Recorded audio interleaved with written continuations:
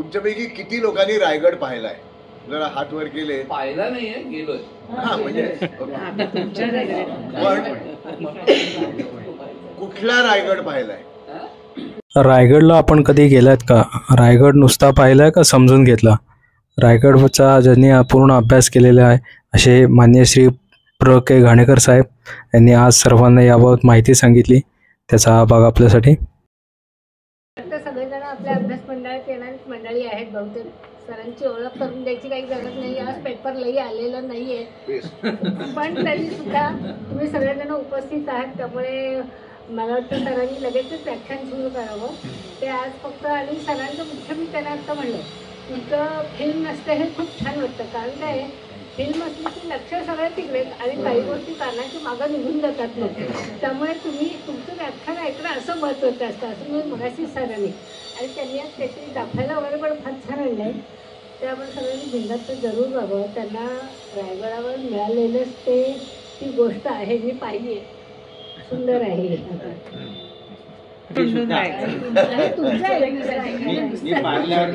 अरे बापरे, मी दादरवरून आले.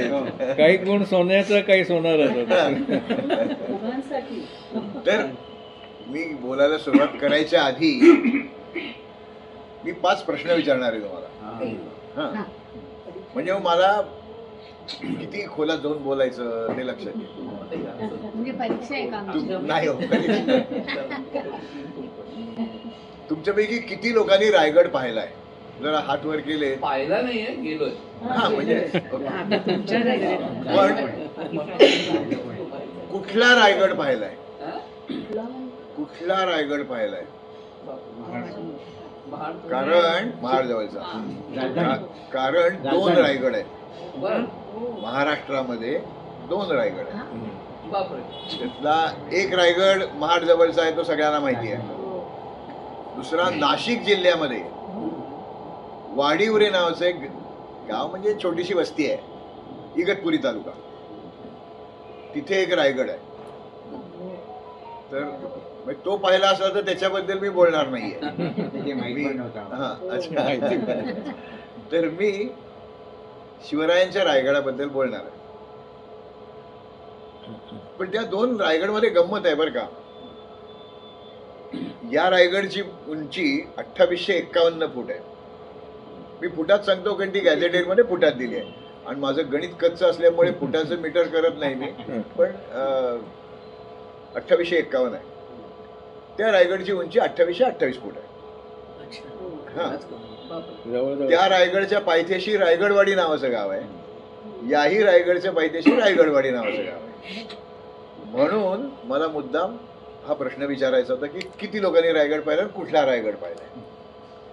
दुसरा प्रश्न असा की पायऱ्यांनी जाऊन पाहिलाय का 2 वाट्यांनी जाऊन पाहिलाय का दोन्ही वाट्यांनी जाऊन पाहिलाय? दोन्ही वाट्यांनी. म्हणजे मला त्या दृष्टीने बोलता येईल की पायऱ्यांनी गेल्यावर काय दिसणार आहे, 2 वाट्यांनी गेल्यावर काय दिसणार आहे, ते सगळं बोलेनच असंही नाही. आणि एवढ्यात जर तुमच्यापैकी कोणी गेलेलं असेल तर तिथे गाईड्स आहेत. तर त्या गाईडचा तुमचा अनुभव कसा आहे? तिथले जे गाईड्स आहेत ते माझ्या मते अवकीरकर ती जी लोक आहेत ती धनगर, तिथले जे परंपरागत धनगर होते त्यांची ती मुलं आहेत माझ्या मते, आणि त्यांना शिकवून तयार केलेलं आहे.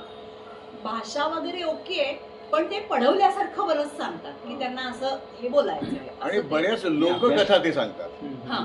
तर शुद्ध इतिहासाच्या कसोटीवर उतरेल असं काही ते सगळं सांगतातच असं नाही, असं माझं मत आहे.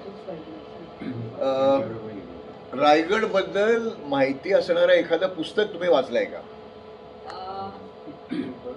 हा, ऍक्च्युली खूप जुनं पुस्तक आहे. म्हणजे होनी दांडेकरांचं जे एक पुस्तक आहे, तर त्यांचं एक सगळ्या किल्ल्यांबद्दलचं पुस्तक आहे. किल्ले म्हणून किल्ले पुस्तक आहे एवढं. दुर्ग भ्रमणगाथा. तर त्याच्यात त्यांनी खूप सुंदर रायगडाची माहिती दिलेली. म्हणजे ते एक बेस आहे.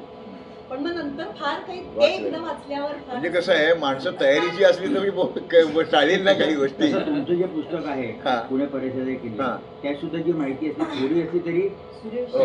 व्यवस्थित आहे. म्हणजे जे प्रथम जाणाऱ्याला थोडी माहिती आहे, इतिहास आहे त्याच्यामध्ये. नाही नाही, तुम्ही काही सांगा होता. नाही नाही, मी काही नाही. नाही, रायगडचं कुठलं पुस्तक वाचलं?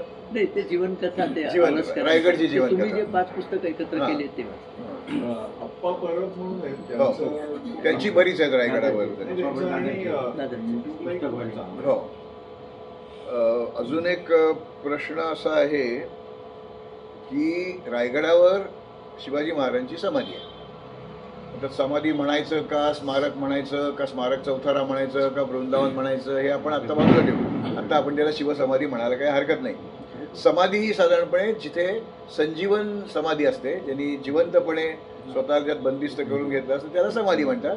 उरलेल्यांना वृंदावन असं म्हणतात, छत्री असं म्हणतात, स्मारक चौथारा म्हणतात. पण ठीक आहे, शिवसमाधी असती तिथे हा प्रत्येकाला असतीलच असं नाही, पण या इथे आहेत. होत्या. आणि ते जे काही स्मारक आहे तिथे, ते आज तुम्हाला एखाद्या शककर्त्या युगपुरुषाच्या साजेसं ते स्मारक वाटलं का? नाही. नाही वाटलं. कारण तुम्ही जर कर्नाटकात त्या टिपू सुलतानचं ते स्मारक बघितलं तर 2 एकर क्षेत्रफळ लॉन आहे.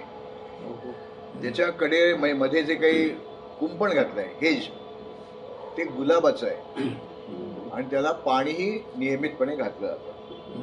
आणि एक ज्यांनी आपल्याला स्वातंत्र्य मिळवून दिलं ते अजूनही आपण आनंद घेतोय. आणि त्यांनी एक मनू पालटला, समज देशाचा इतिहास बदलला. त्यांचं स्मारक इतक्या अशा अवस्थेमध्ये असणं हे खरं आपल्याला शोभत नाही.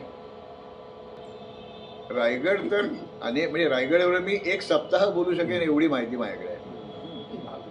तर त्यातला थोडंसंच बोलायचं आहे आपल्याला. त्याच्यामध्ये पुस्तकं किंवा प्रकाशित वाङ्मय असा जर विचार केला तर मराठीतलं किल्ल्यांसंबंधीचं पहिलं पुस्तक गोविंद बाबाजी जोशांचं 1885 मध्ये आलं. त्याच्या आधी कुठल्याही किल्ल्यावर कुठलंही पुस्तक मराठीत नव्हतं. म्हणजे दुर्ग साहित्याचा आरंभ रायगडापासून झालेला आहे. म्हणूनही तो रायगड महत्वाचा आहे. ठीक आहे, मराठीत काय इथलं साहित्य लिहिलं असेल कोणतरी, पण इंग्लिश मधलं देखील पहिलं टिपण हे रायगड बद्दलच आहे. 1674 मध्ये हेनरी ऑक्झेंडेन, त्याचा उच्चार ऑक्झिंडेन करायचा का ऑक्झिंडेन करायचं का ऑक्झेंडेन करायचं याच्याबद्दल मी काही इंग्लंडला जाऊन आलेलो नाही, त्यामुळे काय करत असतील तो मी ऑक्झेंडेन करतो. OXINDEN असं स्पेलिंग आहे. हेनरी ऑक्झेंडेननी जी रायगड डायरी लिहिली ती इंग्लिश मधलं रायगडाबद्दलचं पहिलं लिहिलं गेलेलं, छापलं गेलेलं असं ते पुस्तक आहे.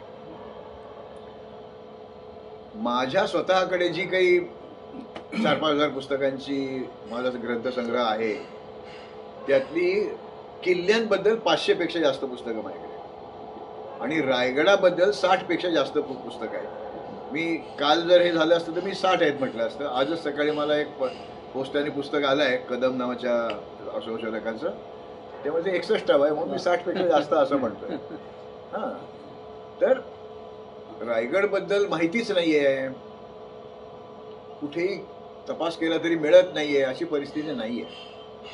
पण तरीसुद्धा रायगड शिवस्मारक तिथलं सगळं दुर्लक्षित आहे.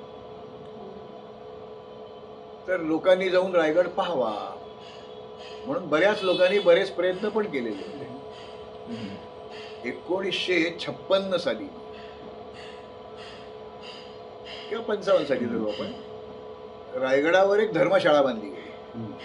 त्यावेळेचा कुलाबा जिल्हा होता, कुलाबा जिल्हा परिषदेने बांधली आणि ती 59च्या वादळामध्ये पडली.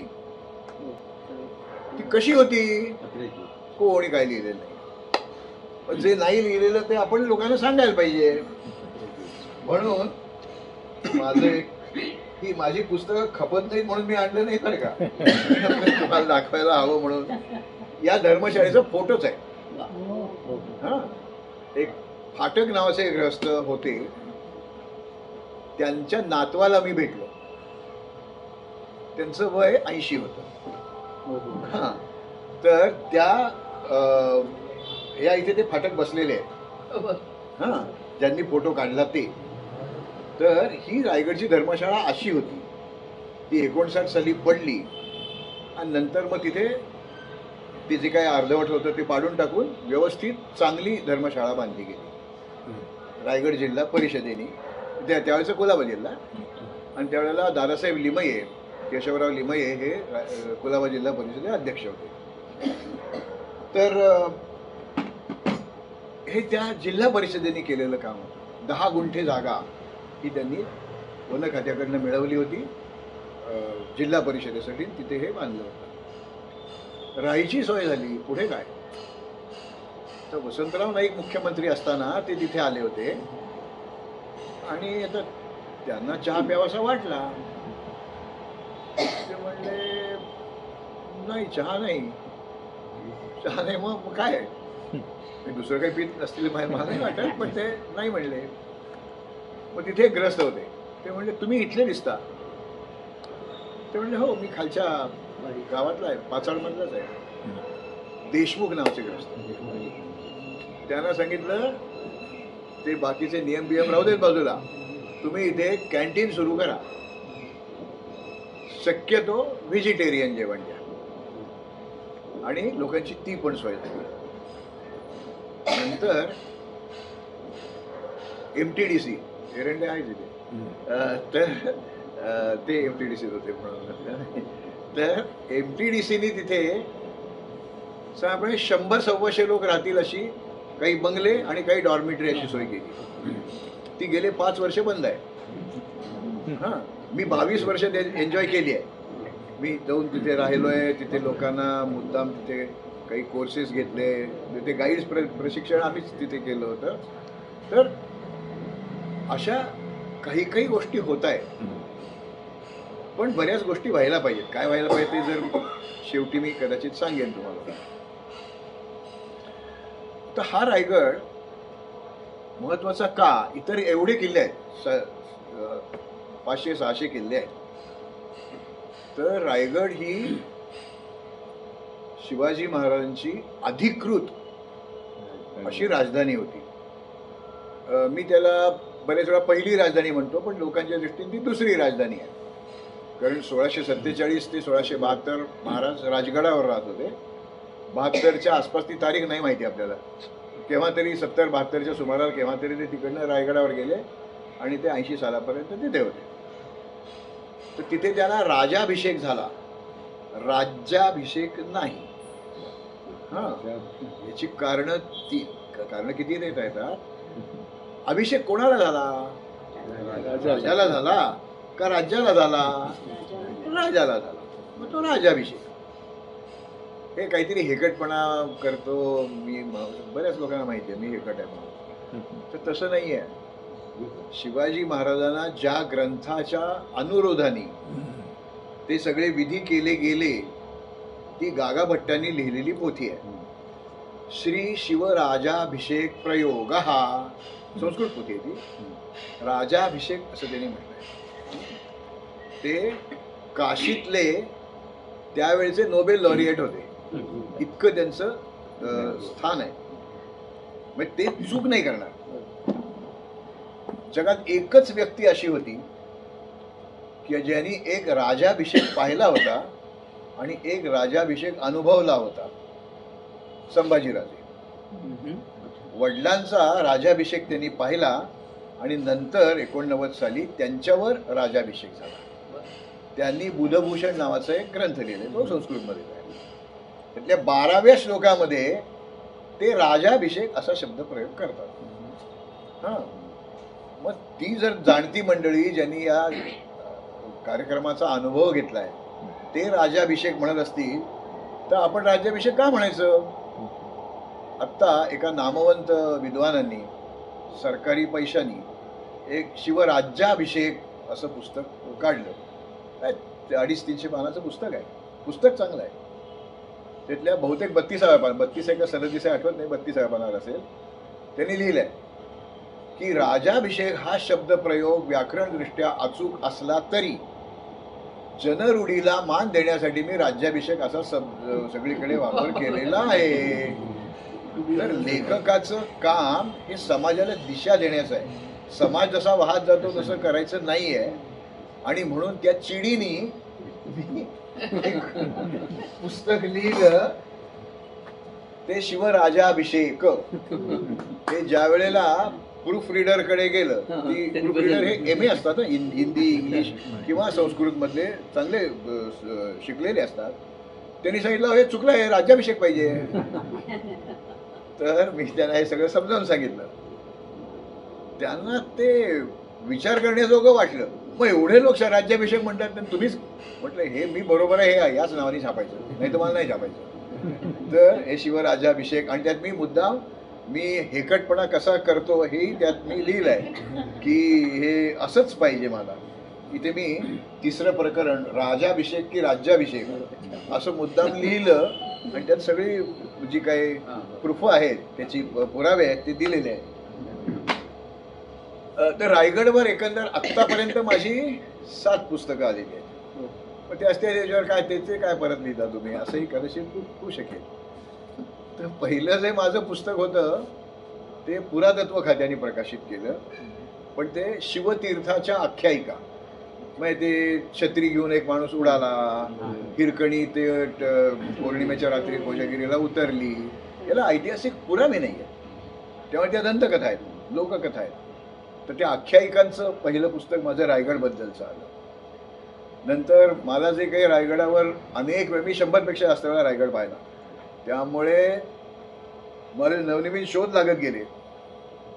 त्याच्यातनं मला जे कळत गेलं ते मी तो रायगड, तोला अपॉस्ट्रॉफी आहे, तो रायगड म्हणजे तुम्ही सांगताय तो नाही, मला जो अपेक्षित आहे तो, म्हणून तो रायगड नावाचं पुस्तक लिहिलं. आणि त्याच्यावर पण, आणि शेवटी काय आहे, बोराच्या झाडावर दगड नाही मारत कोणी. ज्यातनं दगड मारल्यावर फळ तरी पडेल, मग जांभूळ असेल किंवा आंबा असेल. तर हा फोटो छापलाय त्याच्यावर. लोक मला म्हणाले हे काहीतरी काय ते काय म्हणता तुम्ही, फोटो प्रोसेस करून ना फोटोशॉप केलाय. म्हटलं नाही नाही, हे असंच आहे. ते म्हणाले अहो मी एवढे वेळा रायगडला गेलोय, रायगडच्या समोर, या समाधीच्या समोर असं तळबिळ काही नाही आहे. मग त्यांना मी ज्या नंतर जाणार होतो त्यावेळेला म्हटलं चला माझ्याबरोबर. आणि मग तिथे जमिनीवर असं आडवं पडून हा फोटो, याचंही प्रतिबिंब इथे येतं. अरे वा, फोटोशॉप नाहीये, खरंच असं असतं दिसतं. 1928 वर त्या सुमारास आहे का मूळचं? नाही, हे दृश्य जे दिसतंय हे आत्ता केव्हाही माझ्या बरोबर ज्यावेळी तुम्ही याल त्यावेळी मी ते डबकं दाखवेन, त्यात नाही बरोबर प्रतिबिंब दिसतं. फक्त आत्ता गेलं तर दिसू शकेल, अजून 1 महिनाभराने ते पाणी आटून जातं, कारण हा कातळ आहे नुसता, काही त्याला हे नाही. आता आपण सगळेजण हल्ली इंग्लिशला खूप सरावलेले आहोत. रायगड RAIGAD, तर ते चुकलंय. माझ्या पुस्तकात मी एक 1880चा ब्रिटिशांनी काढलेला फोटो नाही, नकाशा, तो छापला आहे. आणि त्याच्यामध्ये रायगड त्यावेळेला त्यांनी, आता त्यांना इंग्लिश बरं येत असावं, त्यांनी RAYGAD केलेलं आहे स्पेलिंग. हां, तर मला असं वाटतं की ते जास्त बरोबर आहे. आपल्याला वैशाख लिहायचं असेल, VAISH, वै, VAI, कैकई लिहायचं असेल, KAI. आता आमचा रईगड आहे का रायगड आहे. या पुस्तकात मुद्दाम मी नाही, रायगड, हा या पुस्तकात हे इथे हा ब्रिटिशांचा नकाशा, हा मोठा आहे चांगला, आणि तिथे त्यांनी लिहिलाय RAYGAD. आर्काइव्ह मधला आहे का? हा आर्काइव्ह मधला आहे. तर हा मुद्दाम मी का छापला की त्यांचं इंग्लिश आपल्यापेक्षा बरं असावं, त्यांनी जे वापरलं स्पेलिंग ते आपण वापरायला पाहिजे ना. ते चुकीचं असतं तर गोष्ट वेगळी. पुन्हा होतं, पुणे केलं, पण ठीक आहे. पण हे काही चुकीचं स्पेलिंग नाही आहे आणि त्यांनी पण तेच वापरलंय. मग आपण हे आरे आहे काय चाललंय. तर पण मग ब्रिटिश त्याचा उच्चार रेगड असा करू शकतात का? काय पुण्याचं पिऊन पण करता येतो. नाही, सत्यजित राय जे आहे, सत्यजित राय त्यांचं हे त्यांना सत्यजित रे म्हणतात, म्हणून मी विचारलं. नाही, कसं आहे, इंग्लिश ही तोडकी मोडकी भाषा आहे. त्यामुळे त्यांच्याकडे सगळे उच्चारच नाही आहेत. जे आपल्याकडे उच्चार आहे त्याप्रमाणे त्याचं स्पेलिंग हे बरोबर होतं. त्याचा उच्चार करता येईल. तुम्ही म्हटलं तर रे फ्लोरेट, आम्ही त्या या सूर्यफुलाला कडेच्या ज्या पाकळ्या ज्याला आपण म्हणतो ती रे फ्लोरेट्स आहे, RAY. पण रे REY असंही स्पेलिंग आहे. रे मार्केट पूर्वीची मंडई REY त्याचं स्पेलिंग आहे. तर ती भाषाच मुळी इतकी परफेक्ट नसल्यामुळे ते उच्चार काही करता येतात आणि एकाच अक्षराचा उच्चार अनेक प्रकारे तो करता येतो. असो, तो आता लिंग्विस्टिक्सचा भाग नाही आता, पण आपण रायगड असं म्हणायला पाहिजे. तर हे प्रास्ताविक झालं. आता मला तुमच्याकडे म्हणजे तुम्हाला ज्या काही मला गोष्टी सांगायच्या आहेत ते मुळामध्ये रायगडचा शिवाजी महाराजांचा संबंध कधी आणि कसा काय आला फार इतिहासात जाणार नाहीये. पण जावळी ही जावळी कुठपासून कुठपर्यंत होती. रायगडापासून वासोट्यापर्यंत, म्हणजे तो कोयनेचे धरणाचं बॅकवॉटर आहे त्याच्याही खालपर्यंत ती जावळी. सह्याद्रीचा जो धारमाथा आहे, क्रेस्ट लाईन आहे, त्याच्या खाली कोकणामध्ये पश्चिमेला आणि पूर्वेला जे काही जंगल आहे तो सगळा जंगली टापू तो जावळीचा भाग होता. तर त्या जावळीचे चंद्रराव मोरे जे होते ते निपुत्रिक वारले म्हणून त्यांच्या बायकोला दत्तक घ्यायचा होता. त्यांना शिवाजी महाराजांनी मदत केली आणि एक तिथलाच मोरे घराण्यातलाच माणूस तिथे चंद्रराव म्हणून त्यांनी बसवला. पहिल्यांदा ते चांगले वागले, नंतर बांगलादेश झाला. त्यांनी त्रास द्यायला सुरुवात केली. मग शिवाजी महाराजांनी ठरवलं हे काही बरोबर नाही म्हणून त्यांनी 1655-56 या काळामध्ये चंद्ररावाशी त्यांची बरीच काही झाली पत्रव्यवहार. 56 झाली, 1656. मी ज्या असं काही म्हणेन ते सगळं 1600 असेल. 1656 मध्ये त्यांनी जावळी जिंकली. हा चंद्रराव मोरे तिथून जो पळाला जावळीतनं, जावळी हे गाव पण आहे, त्या जावळीतून पळाला तो रायरी किल्ल्यावर जाऊन बसला आणि मग शिवाजी महाराजांनी त्याला तिथपर्यंत पाठलाग केला. नंतर मग तो शरण आला. आता ज्या अर्थी हा चंद्रराव तिथे जाऊन बसला त्याच्यात त्याला जास्त सुरक्षित वाटतंय म्हणून स्वतः शिवाजी महाराजांना पाहिला. तर सभासदाच्या बकरीमध्ये वाक्य आहे, राजा खासा जाऊन पाहता गड बहुत चकोट. पुढचं मी सांगत नाही, आहे सगळं मला माहिती, पण अत्यंत बेला बुलंद बळकट असा तो किल्ला आहे. मग पुढे ते म्हणतात, चकताच जागा हाच गड करावा. म्हणजे क्रिकेट मॅच मध्ये पहिली रन काढल्यानंतर सेंचुरी झाल्यावर काय करायचं हे त्यांनी ठरवलं होतं. ज्यावेळेला हे राज्य एका तालुक्यापेक्षा लहान होतं त्यावेळेला माझं ज्यावेळेला मोठं हिंदवी स्वराज्य तयार होईल त्याची राजधानी त्याच्यासाठी हा किल्ला असावा म्हणून त्यांनी तख्ताच जागा हाच गड करावा असं म्हटलं. हे सभासदाच्या बकरीमध्ये लिहिलेलं आहे. कृष्णाजी अनंत सभासद ही शिवाजी महाराजांवरची लिहिली गेली. तो आधीच होता का हा? नाही किल्ला आधीच होता का? रायरी किल्ला होता. अच्छा, त्याचं नंतर महाराजांनी नाव त्यांनी 56-57 मध्ये जवळजवळ बहुतेक ठिकाणांची नावं बदलली आणि नावं बदलणं हे आपण चीनचे खेळ बघतोय. त्या पूर्वांचलमध्ये त्यांनी अनेक गावांची नावं बदलली आहेत म्हणून ती काही मान्य होतात असं नाही ना. शिवाजी महाराजांनी जुनी नावं बदलून नवी नावं केली कारण त्यांनी जर फतवा पाठवला की तुम्ही रायरी किल्ला घेतलाय. नाही, माझ्याकडे रायरी नाहीच आहे, रायगड आहे माझ्याकडे. हां, असं मुरुमदेवाचा डोंगर तुम्ही घेतला, नाही, आमच्याकडे राजगड आहे. असं ते पॉलिटिकल ती मूव असते. औरंगजेबाने हेच केलं बरं का. औरंगजेबानी या बहुतेक सगळ्या किल्ल्यांची शहरांची नावं बदलली.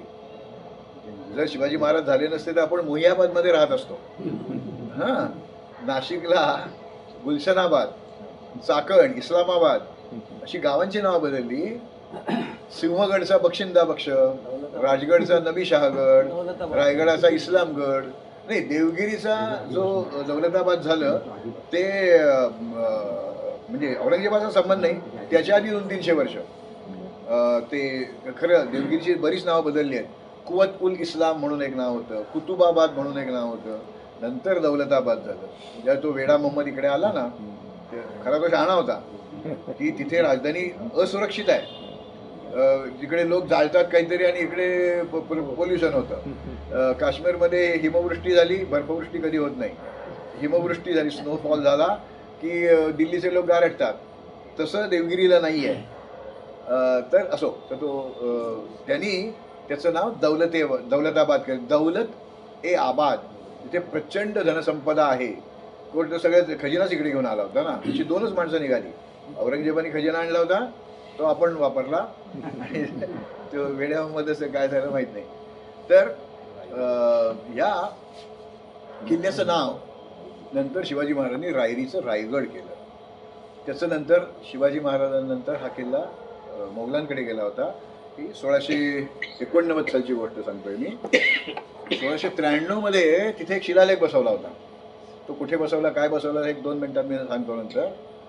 तिथे त्यांनी लिहिलंय, म्हणजे माझ्या या हे दुर्गेश्वर रायगड पुस्तकामध्ये त्या शिलालेखाचा मी फोटो पण दिलाय बरं का. आता नाहीये तिथे तो शिलालेख, कुठे ते मी सांगत नाही कारण मलाही माहीत नाही. तर तिथे जो हा ती शिलालेख आहे. हां, तर मी माझ्या एका ज्याला हे उर्दू वाचता येतं ते त्याच्याकडनं वाचून घेतलं आणि पुस्तकात त्याचं काय अर्थ होतो तोही दिला.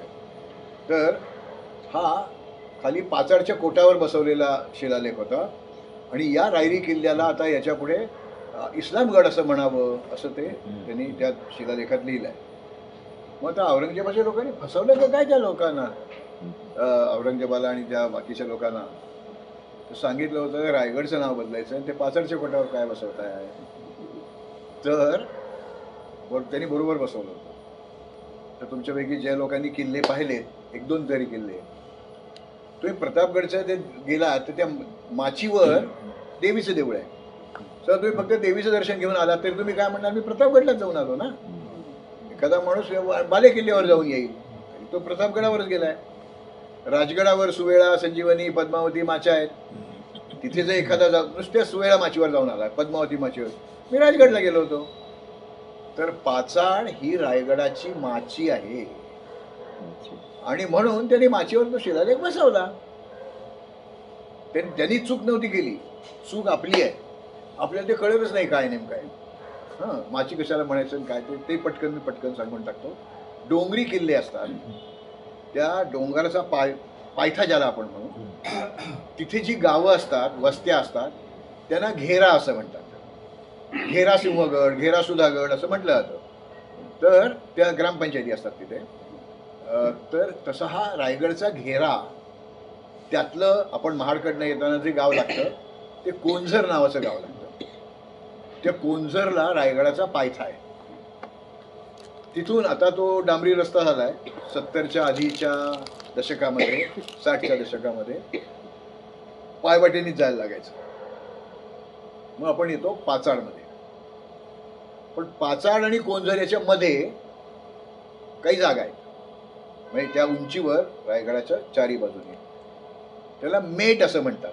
आपण सिंहगडला चढून जातो हातकरवाडीतनं, तेव्हा ते मध्येच एक पूर्वी रसाचं गुऱ्हाळ होतं, आता तिथे ताकाचं ते किंवा काहीतरी खायला पण मिळतं. ते लंघे मेट आहे. लंघे गायकवाड मेट आहे. त्याला मेट म्हणायचं. तिथे काही फोर्टिफिकेशन आहे का, काही नाही. पाण्याचा जवळपास कुठेतरी एक स्रोत असतो. तर तिथे ज्या लढाऊ जमाती असायच्या, मी मुद्दाम नावं घेत नाही त्या जमातींची, कारण हल्ली कोणाचे पापड कुठे मोडतात काही सांगता येत नाही, पण ज्या लढाऊ जमातीचे लोक तिथे राहायचे आणि जर काही शत्रूचं आक्रमण होत आहे असं लक्षात आलं तर काय त्यांच्या खुणा असतील त्याप्रमाणे किंवा प्रत्यक्ष एखादा माणूस जाऊन वरच्या लोकांना जागृत करायचा, मग त्याचा प्रतिकार व्हायचा. तर तिथे लढाऊ जमातीच्या लोकांचीच सोय होती आणि तिथे असं तटबंदी का नाही बांधायची? शत्रूंनी ते ताब्यात घेतलं तर आपलीच जायची याची वाट बंद होईल, म्हणून तिथे असं काही पक्क बांधकाम करायचं नाही. तर मेट ही अनफॉर्टिफाईड अशी चौकी असते, त्याला बंदिस्त काही नसतं. जवळ पण एखाद दोनच माणसं राहणार तिथे, त्यामुळे त्यांना पुरेसं पाणी वर्षभर मिळेल इतपत ती असते सोय. तर ते मेट आता या कोंझरवरनं आपण पाचाडकडे यायला लागलं की दुसऱ्या वळणानंतर उजव्या हाताला जरा झाडीमध्ये एक सावताचं मेट, पण आता सगळीकडे सावंताचं मेट असं छापलं जातं. जुन्या कागदपत्रात सावताचं अनुस्वार नाही आहे तिथे, सावताचं मेट म्हणून ओळखलं जातं ते आहे. म्हणजे त्यांना माहिती होतं की पाचाडी माची आहे, घेरा आणि माची याच्यामध्ये मेट असतं. माची ही नेहमी फॉर्टिफाईडच असते, त्याला तटबंदी असतेच. आता तिथे किती विस्तार करायचा त्याप्रमाणे ती कमी जास्त होऊ शकते. माची ती बालेकिल्ल्याला चिकटूनच पाहिजे असंही काही नाही आहे. ज्या जागेवर आपल्याला तटबंदी बांधून सुरक्षित जागा तयार करता येईल त्याला माची म्हणायचं. ती पाचाड ही माची आहे. आणि ज्या पाचाडच्या खिंडीनंतर जो सगळा ज्याला आपण आज रायगड म्हणतो तो रायगडाचा बालेकिल्ला आहे. बालेकिल्ला, माची, मेट आणि घेरा असे 4 टप्पे डोंगरी किल्ल्याला असतात. भुईकोटाला असे असणं शक्यच नाही. तर म्हणून आता हे मला काहीतरी वाटतं म्हणून मी म्हणतोय का, तर नाही. शिवाजी महाराजांच्या प्रत्यक्ष भेटीमध्ये त्यांच्यात वावरलेला कविराज भूषण तो त्याच्या एका रचनेमध्ये असं म्हणतो की रायगडचा माथा हा एखाद्या स्वर्गासारखा दिसतोय. मध्यभागी असलेली जागा जिथे वस्ती आहे लोकांची तो माची असा शब्द वापरतोय. तो माचीसारखा दिसतो. ते माची ही पृथ्वी लोकासारखी दिसते आहे आणि तळामध्ये जे आहे ते पाताळासारखं दिसतंय. म्हणजे तो आता इथे ते ज्याला आपण रायगड म्हणतोय त्या रायगडचा माथा आणि कोंझर याच्यामध्ये सपाटी जिथे आहे लोक राहू शकतील आणि जिथे फॉर्टिफिकेशन आहे अशी एकच जागा आहे, ती पाचाडचा कोट आहे. त्यामुळे ती माची आहे. हां, आणि तो शिलालेख लावलेलाच आहे. आणखी एक चौथा पुरावा याच्यासाठी. हे का मी तुम्हाला सांगतोय, तुम्ही जर कधी गेलात तिथे किंवा दुसऱ्याशी रायगडाबद्दल बोलायचं असेल त्यावेळेला हे सगळं माहिती पाहिजे तुम्हाला, म्हणून मी सांगतोय. कारण मी मगाशी म्हटलं त्या रायगडवर मी कितीही वेळ बोलू शकतो, पण त्यातला हा एवढाच मी भाग सांगतो. ते माची एक उदाहरण सांगायचं राहिलं, ते पुरावा सांगायचा राहिला. रायगडवर जिथे शिवाजी महाराजांची समाधी आहे तिथे त्या वाडेश्वर मंदिराच्या बाहेरच्या भागात एक शिलालेख आहे. 8 ओळींचा 2 संस्कृत श्लोकांचा शार्दूल विक्रीडितातले रचलेला श्लोक आहे. त्याच्यामध्ये दुसऱ्या श्लोकामध्ये तो हिराजी असं म्हणतो, वापी कूप तडाग राजी रुचिरम रम्यम वनम विधी. ते बाकीचं मला माहिती आहे तुझं बद्दल शिलालेख, पण तरी सुद्धा वापी कूप तडाग कसे राजी रुचिरम रुचकर पाण्याचे. वापी म्हणजे विहीर, वापी कूप, कूप म्हणजे आड, तडाग म्हणजे तलाव. रायगडावर विहिरी, आड आणि तलाव आहेत असं तो त्यांनी बांधला रायगड. तो माणूस लिहितोय बरं का. आजच्या ज्याला आपण रायगड म्हणतो तिथे एकही विहीर नाही, आड पण नाही. मग तो खोटं का लिहितो? पाचाड ही माची आहे, पाचाडमध्ये आहेत ना आड, पाचाडमध्ये विहिरी आहेत. माची हा किल्ल्याचाच भाग असतो म्हणून पाचाड ही माचीच आहे. आपल्याला ती नाही भासत कारण आपल्या कल्पना स्पष्ट नसतात. एवढे 4 पुरावे समकालीन दिल्यानंतर तरी आपण मानलं पाहिजे. मानायचं का नाही तुम्ही ठरवायचं. तर असा हा रायगड, हा डोंगरी किल्ला. तिथे जायला 2 वाटा आहेत. पाचाडच्या खिंडीपासून 2 वाटा आहेत. एक आहे पायऱ्यांची वाट आणि दुसरं आता तो दोरवाट झाली आहे, रोपवे झाला आहे, ते हिरकणी वाडीतनं एकदम थेट किल्ल्यावर एका अलंग्याच्या तिथे जाऊन पोचतो आपण. तिथनं एक 200 पायऱ्या चढाव्या लागतात. तर ते ती दुसरी वाट. आणि ही जी आहे पायऱ्यांची वाट ज्याला मी म्हटलं, 1700 पायऱ्या आहेत, फार नाही आहेत. आणि त्याला पण एक ऑप्शन आहे जो मी नेहमी वापरायचो नाना दरवाजा. तर तो नाणे दरवाजा असे त्यावेळेच्या कागदात उल्लेख आहे. तर तो नाणे दरवाजा त्या पाचरच्या खिडकीतून थोडं खाली जायचं, रायगडवाडीच्या थोडं बाजूला, आणि असं जाऊन मग उजव्या हाताने एक रस्ता वर जातो. तो शिवकालीन कायम वापरात असलेली वाट होती, तो नाणे दरवाजाची. आणि गॅझेटियरमध्ये त्यांनी असं, कुलाबा जिल्हा गॅझेटियरमध्ये असं लिहिलं आहे की लहान दरवाजा. त्या लहानावरनं नाना आलं असावं असं तो गॅझेटियरकार म्हणतो. आणि वरचा आहे तो मोठा दरवाजा आहे, महादरवाजा, म्हणून हा नाना दरवाजा. पण ते नाना असा उल्लेख नाही आहे. नाणे दरवाजा असाच तो दरवाजा आहे. तर तिथून जर आपण गेलं वर, तर वर एक अंधारी म्हणून सातवाहन काळातली गुहा लागते, म्हणजे लेणं लागतं, आणि तिथून महादरवाज्यात जाता येतं. 800 पायऱ्या कमी होतात. त्यामुळे मी त्या रस्त्याने, त्या सावली आहे त्यामुळे मी त्याच रस्त्याने बरेच वेळा जातो. एकदा तर मी रात्री 1:30 वाजता पोचलो होतो खिंडीमध्ये. 8-10 जण होते, आम्ही तिकडनं गेलो. ते म्हणले हो सर इकडनं यायचं आहे. म्हणजे नाही, पण वर जायचं ना, आपल्या वर म्हणजे किल्ल्यावर जायचं ना, आपण इकडनं जाऊ. रात्री 1:30 वाजता नेलं, 2:30 वाजता आम्ही वर होतो. आणि 2च टॉर्च होते आमच्याकडे 8-10 जणांमध्ये. हे चुकीचं होतं, पण तरी ती वाट व्यवस्थित आहे, तुम्ही जाता येईल. आता जसं या बाजूला पाचाड, या बाजूला रायगडवाडी, आणि ही दोन म्हणजे नाणे दरवाजाची वाट, चित दरवाजाची वाट, किंवा पलीकडची ती हिरकणीवाडीतली वाट. तर त्या वाटेने जायच्या आधी जिथे त्या पाचाड खिंडीत येतो, त्या पायऱ्या चढायला आपण तिकडे तोंड केलं की मागच्या बाजूला जो डोंगर आहे तिथनं 3 मिनिटाची चढण, मोजून घड्याळ लावून 3 मिनिटं, म्हणजे कमी लागतील, पण 3 मिनिटाच्या चढणीवर एक गुहा आहे. आणि ती गुहेची गंमत अशी आहे, त्याला वाघबीळ असं नाव आहे, किंवा नाचण टेपाची गुहा म्हणून नाव आहे. पाचाडच्या बाजूला 2 तोंड आहेत, आणि रायगडवाडीच्या बाजूला 1 तोंड आहे. आपण त्या बाजूने चढून 3 मिनिटात त्या खिंडीतनं तिथे येतो. आणि माहीत नाही ना कोणाला, म्हणजे रायगडला 1 लाख लोक गेले तर 8-10 लोकच या गुहेत गेलेले असतात. मी ज्यावेळी जातो त्या पहिल्यांदा तिकडेच नेऊन आणतो. तर मी परत 22 फेब्रुवारीला जाणार आहे, 22-23ला. तेव्हा लोकांनी गुहा दाखवणार आहे. का दाखवणार आहे, तर ती अशी 2 तोंड 1 तोंड येत आहेच. पण तिथे निओलिथिक काळ, म्हणजे नवाश्म युगातला आदी मानव तिथे राहत होता. नेमप्लेट आहे ना तिथे, तर नेमप्लेट नाही आहे तिथे. आर.व्ही. जोशी म्हणून डेक्कन कॉलेजचे एक संशोधक, त्याने एक ट्रायल पीठ घेतला, काही खणलं त्यांच्या पद्धतीप्रमाणे, आणि त्यांना छोटी लघु अश्म हत्यारं, मायक्रोलिथ्स ही मिळाली. नवाश्म युगाचं ते खूण आहे, तर ती मायक्रोलिथ्स मिळाली, आणि ती खूप मिळाली. म्हणजे एखाद दुसरंच मिळालं तर काही पडलं असेल कुठनं तरी, त्या खूप मिळाली. आणि त्यांचा रिसर्च पेपरच त्याच्यावर पब्लिश झालेला आहे की या आदिमानवाच्या वास्तव्याची गुहा. तर तिथे इतका भन्नाट वारा येतो की कुठल्याही कंपनीचा कुठलाही पंखा लावला तरी तेवढा वारा येणार नाही. तर मी त्या गुहेमध्ये, त्यावेळी मी त्या दिवशी एकटाच होतो.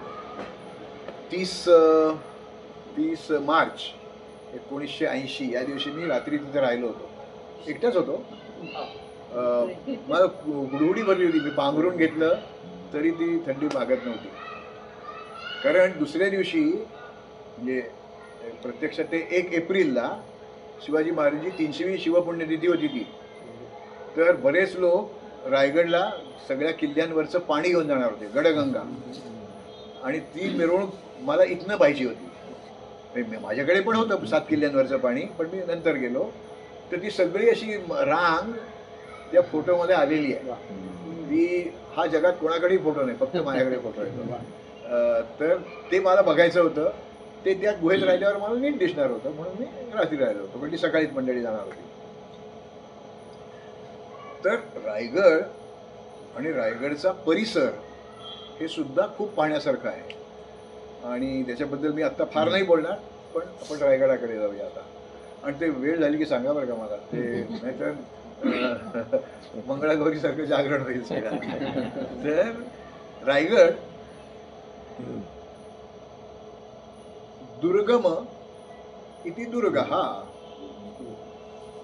शिवाजी महाराजांना कुठे माहिती होतं की 20व्या-21व्या शतकात लोक ट्रिपा घेऊन येणार आहेत तिथे, म्हणून जरा कमी उंचीचा बांधावा किंवा खालीच बांधावा, त्याला माहीत नव्हतं ना.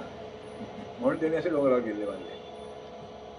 त्या किल्ला जितका अवघड तितका शत्रूला जिंकायला तो अवघड, म्हणून ते दुर्गम आहे. तर आपल्याकडचे महाराष्ट्रातले किल्ले हे लढाऊ किल्ले आहेत, फायटिंग फोर्ट्स. आणि जे जयपूर आणि काय अमुक अमुक ते राजस्थानातले किल्ले पाहतो, दिल्ली, आग्रा, ग्वालियर नाही एवढं, पण दिल्ली, आग्रा नक्की, तर ते फॉर्टिफाईड पॅलेसेस आहेत. म्हणजे राजवाड्याला संरक्षक कवच. शनिवारवाडा हा फॉर्टिफाईड पॅलेस आहे, पेशव्यांचं राहायचं निवासस्थान, त्याच्या भोवतीचं हे कव्हर, ते संरक्षक सगळं त्यात केलेलं असतं. तर रायगड हा राज्याची राजधानी आहे. आता माझं एक पुस्तक आहे शिवरायांची दुर्गविज्ञान म्हणून, त्यात मी हे सगळं नीट आकृत्या देऊन सगळं व्यवस्थित केलेलं आहे. तर इतर किल्ल्यांवर ज्या लढाऊपणाच्या खुणा दिसतात, आपल्याला सांगता येतं हे दिसतंय ना म्हणून हा फायटिंग फोर्ट आहे, हे फॉर्टिफाईड पॅलेस नाही आहे, हे सांगता येतं आपल्याला. आर्मी बेसच होते. हां, आर्मी बेस होते ते. आणि ही तर राजधानी आहे, ती लढवता आली पाहिजे शेवटपर्यंत. तर इथे एक मोठी गंमत केलेली आहे, अशी कुठल्याही किल्ल्यावर, जगातल्या कुठल्याही किल्ल्यावर नाही. म्हणजे मी जगातले किल्ले नाही पाहिले, पण वाचले त्याच्याबद्दल. तिथे महादरवाजा म्हणजे साधारणपणे 1500 पायऱ्या 1400 पायऱ्या चढून गेल्यावर तो महादरवाजा. या महादरवाज्यातनं आत शिरलं की समोरच्या बाजूला कडा आहे, 70-80 मीटर म्हणजे 200 फूट उंचीचा तो कडा आहे. त्या कड्यात मध्येच कुठेतरी, आणि या इथपासून त्या भिंतीपर्यंत समोरचं अशी 3 टाकी आहेत, मोठ्याली आहेत, खूप पाणी मावतं त्यात, अर्धी खोदलेली आणि अर्धी बांधलेली. तर मी आणि निनाद, म्हणजे निनाद आणि मी खूप वर्ष मित्र होतो, तो कधी कधी एकेरी उल्लेख होतो माझ्याकडनं, पण बाहेर म्हणजे आम्ही एकमेकांना आवाजावच म्हणायचो. तर निनाद आणि मी गेलो होतो, त्यावेळी म्हटलं आपण, त्यावेळेस काही गोरवाट नव्हती, इथनंच जायला लागेल, आपण ते सॅक टाकू दिली झुडपामध्ये एखाद्या, वर जाऊन बघूया काय ते. आम्ही गेलो, म्हणजे नराचा वानर होऊन आम्ही वर गेलो. आम्हाला 20 मिनिटं लागली जायला तिथे, इतकी सुगम वाट आहे ती. हां, ते बादली भरून जर तिथलं पाणी घेतलं तर खाली येईपर्यंत तपेलभर पाणी राहील, इतकी ती अवघड वाट आहे. पण इथे भलतीकडे कुठेच कशाला टाकी बांधली, खोदली? तर पाण्यासाठी. पाणी कशासाठी? वापरण्यासाठी. मग ते घर बांधायला लागेल, झाडांना घालायला लागेल, जनावरांना पाणी प्यायला लागेल, माणसाला आंघोळीला लागेल, कपडे धुवायला लागेल, स्वयंपाकाला लागेल, काय अनेक गोष्टीसाठी पाणी लागतं. पण ते जर काढताच येणार नसेल तर केलं कशाला तिथे? तर ही शिवाजी महाराजांची युद्धनीती, दुर्ग युद्धनीती आहे. शिवाजी महाराजांचे वडील शहाजीराजे यांनी आयुष्यातली पहिली लढाई न लढता जिंकली. तर मी रायगड सांगताना हे कशाला सांगायला पाहिजे, तर त्याच्यावरच ही कल्पना आली आहे म्हणून मी मुद्दाम सांगतो. भातोडी नावाचं एक गाव आहे, नगर जिल्ह्यात आहे. आणि शिवाजी म्हणजे शहाजीराजांचे वडील, शिवाजी महाराजांचे आजोबा, हे इंदापूरच्या लढाईत मारले गेले. म्हणून त्यांचा मोठा मुलगा शहाजी याला निजामशाहीने नव्या मोहिमेची जबाबदारी दिली. दिल्लीचे मोगल आणि विजापूरचे आदिलशाह यांचं संयुक्त सैन्य त्या निजामशाहवर चालून आलं होतं. ते या नगर जिल्ह्यात लढाई होणार होती, म्हणजे ठरवलं होतं रणक्षेत्र ते असेल. तर तो नगर जिल्हा पाण्याचा सुकाळ, त्यात फेब्रुवारी, म्हणजे तर काय बघायलाच नको. तर तिथे त्या भातोडी गावाच्या जवळ एक नदी आहे किंवा मोठा ओढा आहे, त्यालाही भातोडी नदीच म्हणतात. त्याच्यावर एक बंधारा आहे, त्यालाही भातोडी बंधाराच म्हणतात. 2 वर्षापूर्वी पुणे विद्यापीठाने ते दरवर्षी कॅलेंडर काढतात, बंधाऱ्यांची चित्र दिली होती, जुन्या बंधाऱ्यांची. त्या भातोडीच्या बंधाऱ्याचा फोटो आहे त्याच्यात छापलेला, पूर्ण मोठा फोटो आहे तो. तर शहाजीराजे ते म्हणले यांच्याशी कशाला लढायचं, जिंकणारच होता. पण वेगळी युक्ती त्यांनी केव्हा तरी जाऊन ते कॅल्क्युलेशन केलं. ते शिवाजी महाराजांचे वडील हे नक्की गणितज्ञ होते. या तुळापूरची गंमत ती माहिती आहे तुम्हाला. तर तसं त्यांनी ते बरोबर कॅल्क्युलेट केलं. हे धरण फोडलं की पाणी इथे कधी येईल. आता या पाण्याच्यासाठी त्या वाळूमध्ये असे डवरे करतात, गोल खड्डे करतात, पाणी पाजून जमा होतं रात्रभरात, सकाळी ते वापरता येतं. आता एवढी ती सैन्य त्यांना ते त्या डवरेच करायला पाहिजे होते. हे डवरे त्यातनं पाणी काढून वर ते घेऊन जायचं हे अवघड आहे, म्हणून त्यांच्या नदीच्या पात्रातच मुक्काम टाकले होते. पण नगर फेब्रुवारी म्हणजे आता पाऊस केव्हाही पडतो, हा आज पडणार होता ते काय दिसत नाही. तर ते असं कॅल्क्युलेट केलं की तो पाण्याचा लोंढा त्या अपरात्रीच तिथे येईल. आणि ते सगळे सैनिक झोपले होते. आता बघू उद्या परवा लढाईचं काय असेल ते. तो लोंढा आला, मग तो नुसता लोंढा येत नाही हो, माती, वाळू, झाडं, झुडपं सगळा मलबा खरवडून आणतं. ते पहिल्या गार गार छान वाटलं असेल त्यांना, आणि नंतर जेव्हा ते पाणी नाका तोडल्यात झालं ती उठली. ते अशा 3 हे बांबू लावून त्याच्यावरती दिवट्या म्हणजे मशाली लावलेल्या असतात, उजेडासाठी तंबू ठोकलेले असतात. तर त्याच्याबरोबर आजला सगळा चिखल पण पसरला तिथे. त्यात त्या दिवट्या पडल्या, विजून गेल्या. पण माणूस काही तलवार बांधून झोपत नाही, शेजारी ठेवली असेल, तेही काही सापडे ना. आणि त्या सैन्यानी संपूर्ण शरणागती, बिनशर्ट शरणागती पत्करली ना. पाण्याचा अस्त्र म्हणून उपयोग करणारे शहाजीराजे होते. मग आपल्याला असं आपल्या गडावर करता येईल का, राजधानीवर? ती जी मोठाली टाकी ती खोदली आहे, कधीही रायगड जिंकला गेलाच नाही. तहाच इकडे तिकडे गेलेला आहे. शिवाजी महाराजांकडे देखील तो तहामध्ये त्या जावळीच्या जन्मामुळे तहच केलाय. नंतर 1689 मध्ये 10 नोव्हेंबर 1659 या दिवशी येसुबाई साहेबांनी म्हणजे शंभूराजांच्या पत्नीनी तो इतिकत खानाला म्हणजे नंतरचं नाव जुल्फिकार खान त्याला तो तहामध्येच दिलेला आहे. नंतर ब्रिटिशांकडे ज्यावेळेस तो गेला, मी 10 मे 1818ची गोष्ट सांगतोय, त्यावेळेला प्रॉथरनी तो किल्ला जिंकला म्हणजे ताब्यात घेतला. त्यावेळेला वाराणसीबाई साहेब पेशवा म्हणजे दुसऱ्या बाजीरावांची पत्नी, त्यांनी तो तह करूनच दिलेला आहे. त्यामुळे ही टेस्ट कधी झालीच नाही की शत्रू दारापर्यंत आला तर काय करायचं. तर शत्रू दारापर्यंत आला तर आपणच सुरुंग लावून ते फोडायची टाकी 3, आणि त्याचा जो पाण्याचा लोट येईल, तो लोंढा येईल, तो बरोबर त्या महादरवाज्यातच येतो. आणि महादरवाज्याच्या जिथे खालच्या बाजूला कडा आहे, त्या पाण्याच्या लोंढ्याबरोबर निम्मी मंडळी वाहूनच जातील. तरी काही चिकट असतात, धरून बसतील, तर त्यांच्याकडे गमबूट्स नसतात. त्यामुळे ते चिखलात वावरणं अशक्य आहे. आणि दिवसा आलं तर ठीक आहे हो, रात्रीचं असं काही झालं तर कळणार पण नाही काय नेमकं होत आहे. तर पाण्याचा म्हणजे जलास्त्राचा वापर करणारे शिवाजी महाराज हे पहिले आणि शेवटचे राजे झाले. शहाजी राजांबद्दल मी सांगितलं, ते राजे नव्हते, ते सेनापती होते. तर असा आपल्याला वापर करता येईल म्हणून ती 3 टाकी खोदलेली आहे.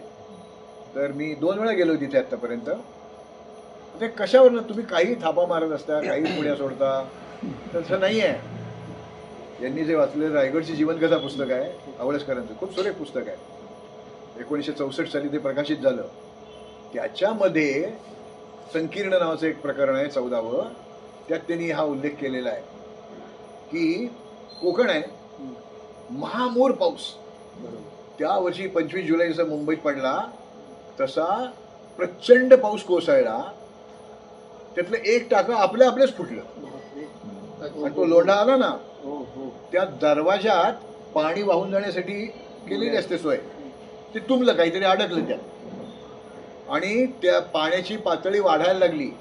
त्या कागदात असं लिहिलंय की दरवाजाच उन्मळून पडतो का काय अशी परिस्थिती झाली. पण नाही, ते नंतर निस्तरलं गेलं.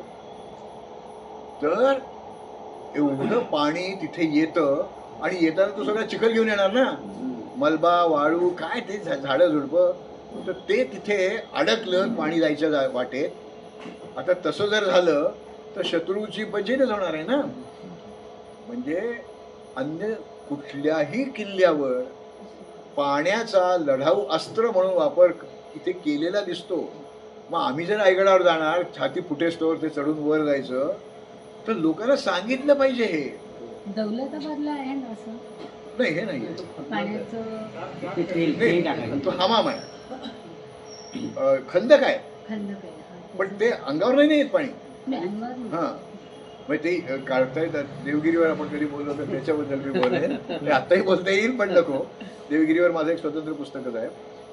तर पाण्याचा असा उपयोग शत्रूला काही कल्पना नसताना, डोक्याती नसताना असं जर पाणी आलं तर ते अस्त्रासारखं वापरता येईल म्हणून ती सोय केलेली आहे. मग आम्ही ज्या वेळेला रायगडावर जाऊ, आमची मुलं बाळं नातवंड मित्र मंडळी यांना ज्यावेळेला नेऊ त्यावेळेला तिथे उभं राहून सांगितलं पाहिजे आम्ही की हे दिसतंय ना, ते आत्ता जायला वेळ नाही आपल्याला, पण हे जर पाहिलं तुम्ही तिथलं माझ्या एका पुस्तकात मी तो फोटो पण छापलाय की वर्ण महादरवाजा नेमका कसा दिसतो. येणारं पाणी तिथेच येतं ते सगळं. तो जो काही डोंगराचा भाग आहे तिथे ती रचना केलेली आहे. मग हे आम्ही रायगडावरचं दाखवणार का नाही दाखवणार? दाखवायला पाहिजे. मी बऱ्याच अभ्यासकांना, बहुतेक सगळे म्हणजे बरेचसे पाश्चात्य होते त्यातले, ते एक व्हर्जिनिया फास म्हणून इंग्लंडमधून आलेल्या विदुषी होत्या, त्यांचं फाईलच्या आकाराचं फोर्स ऑफ इंडिया म्हणून एक 800 पानाचं पुस्तक आहे. त्यांना मी रायगड हे बरेच किल्ले दाखवले. एक ब्रूस ॲम्स्टर नावाचा अमेरिकेचा कॉन्सल जनरल होता, तर आम्ही तर 2.5 दिवस तिथे किल्ल्यावरच राहिलो, तर त्यालाही किल्ले दाखवला. जॉर्ज मिशेल म्हणून आहेत, त्यांना केलं, अनेक लोकांना दाखवले. मग हे गोरे म्हणून नाही दाखवले, ते अभ्यासक होते म्हणून मी दाखवले, तर माझ्या वेळ कशाला मी वाय घालव ना, तर ते दाखवले. त्यावेळेला मी त्यांना समजावून सांगितलं, असं काहीतरी असतं. आमच्याकडे कॅसल्स अँड मनोर्स आहेत, हो भुईकोट आहेत, गड्या आहेत त्या. हे असं लढाऊ काहीतरी वेगळं त्यांनी आयुष्यात पहिल्यांदाच पाहिलं, बहुतेक शेवटचं, तर दुसऱ्या कोणी किल्ल्यावर नाहीच आहे असं काही. त्यात एक असाच अभ्यासक होता, बंगाली अभ्यासक होता. म्हणजे बंगाली म्हणून मला अंडर एस्टिमेट नाही करायचं. तुम्हाला मी सगळा रायगड पाहिला, पण एक दोष आहे रायगडमध्ये. आता मी गेली 50 वर्ष रायगड पाहतोय, 60च्या दशकापासून मी रायगड पाहतोय. ते म्हणजे काय आहे, ते म्हणले इथे सेंट्रलाइज वॉटर सिस्टीम नाही आहे. म्हटलं हेच तर महत्वाचं आहे. सेंट्रलाइज वॉटर सिस्टीम मध्ये जर विष टाकलं तर सगळीकडेच पसरणार आहे. आणि रायगडची लांबी म्हणजे महादरवाजा ते भवानी टोक 2.5 किलोमीटर आहे, आणि त्याची रुंदी जास्तीत जास्त ज्या ठिकाणी आहे ती 1.5 किलोमीटर आहे. तर त्या पाईप नव्हते, कारण ते फिनोलेक्स नव्हतं त्यावेळेला, त्यामुळे ते पाणी देता येत नव्हतं. आणि सेंट्रलाइज वॉटर सिस्टीमच्या बद्दल आज्ञापत्रामध्ये रामचंद्र पंत अमात्य ते शिवाजी महाराजांच्या मंत्रिमंडळातले एक मंत्री होते. ते सर्वात तरुण मंत्री होते आणि त्यावेळेच्या पंतप्रधानाचे जावई होते. ते जावई होते म्हणून तिथे होते का त्यांच्या क्वालिफिकेशनने ते मंत्री झाले माहीत नाही आपल्याला. त्यांनी आज्ञापत्र नावाचं एक पुस्तक लिहिलं. ते मूळ आज्ञापत्र धुळ्याच्या राजवाडे संशोधन मंदिरामध्ये आहे. तर त्याचं आता त्याचे प्रती अनेक काढलेत लोकांनी, तर ते माझ्याकडे पण आहे, ते प्रत आहे ती. त्याच्यामध्ये त्यांनी असं म्हटलंय, उदक पाहून किल्ला बांधावा, पाणी बहुत जतन राखावे, असं ते वाक्य आहे. फार सुरेख पुस्तक आहे ते. पूर्वी SYPA लावलं होतं पुणे विद्यापीठाने, पण असं उगाच चांगलं नको शिकवायला म्हणतो 2 वर्षांनी काढून टाकलं. ते नको म्हटलं, ते अमात्यांचं पुस्तक. त्यात त्यांनी असं म्हटलंय की भांडियांच्या आवाजाने, भांडी म्हणजे तोफा उडवल्यावर किंवा तोफेचे गोळे येऊन पडल्यावर जमिनीतले झरे स्वल्प होतात, त्याचं पाणी आटतं, ज्या काही क्रॅक्स आहेत ते बंद होतात किंवा नवीन ओपन होतात, त्यातलं पाणी वाहून जाऊ शकतं. आणि म्हणून किल्ल्यावर एका ठिकाणी पाणी नाही ठेवायचं, अनेक ठिकाणी डिसेंट्रलाइज सिस्टीम. मग गंगासागर आहे, हत्ती तलाव आहे, तिकडे भवानी टोकावर एक तलाव आहे, बामण तलाव आहे, कोळीम तलाव आहे, अनेक तलाव आहेत. तर या तलावांचं पाणी त्या त्या लोकांना वापरता येतं. समजा त्या हिरकणीच्या बुरुजाच्या इथला तलाव फुटला, काही नाही पाणी वाहून जायला लागलं, हत्ती तलाव आहे, गंगासागर आहे, असं डिसेंट्रलाइज सिस्टीम असणं हे किल्ल्याच्या दृष्टीने फायदेशीर आहे. म्हणजे रायगडची बळकट स्थानं काय काय, तर हे त्यातलं एक आहे, डिसेंट्रलाइज सिस्टीम. त्यामुळे त्या त्या बघा, आज गुरुवार पेठेतलं पाणी जाणार होतं, आमच्या नारायण पेठेला नाही गेलं, डिसेंट्रलाइज. त्यामुळे तर ते सगळ्यांना त्रास होत नाही त्याचा, पाणी खराब झालं किंवा नाहीसच झालं तर. आणखी एक गंमत रायगडाबद्दल बोलताना, खरंच रायगडवर जे काही महाराजांनी केलंय ना ते म्हणजे हॅट्स ऑफ टू दॅट. असं आहे, तिथे एक शिरकाईचा घरटा म्हणून एक जोत आहे. पूर्वी शिरकाई देवीचं मंदिर तिथे होतं. तर ही दगडांची एक रांग ही जोत आहे आणि इकडची, आता हा कोपऱ्यावरचा दगड आहे, त्याला जर धक्का लागला तो पडेल. तिथे काय केलं आहे हे दिसतं तिथे, म्हणून मी तिथलं सांगतोय आणि अनेक ठिकाणी दिसतं. तर या इथे खड्डा घेतलाय, आपली स्टेपलरची पिन असते ना तसं. तर इथे खड्डा घेतलाय, इथे खड्डा घेतलाय, मध्ये अशी एक त्याला नॉच केली आहे, स्टेपलरची पिन त्यात बसेल असं.